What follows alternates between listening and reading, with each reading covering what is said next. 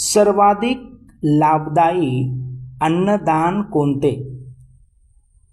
भगवंताचे महापरिनिर्वाण निकट आहे असे जेव्हा भगवान बुद्धांनी जाणले तेव्हा त्यांनी भिक्खू आनंदास जवळ बोलावून घेतले व चुंद लोहाराला लोकांनी दूषण देऊ नये याकरिता स्पष्ट केले.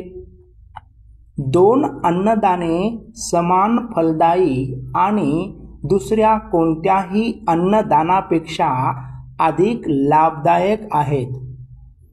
पहिले अन्नदान सुजाताची खीर, जिचे सेवन करून भगवान बुद्धाने सम्यक संबोधीची प्राप्ती केली. दुसरे अन्नदान चुंद लोहाराने दिलेले भोजनदान, ज्याचे सेवन करून भगवान बुद्धांनी महापरिनिर्वाण प्राप्त केले.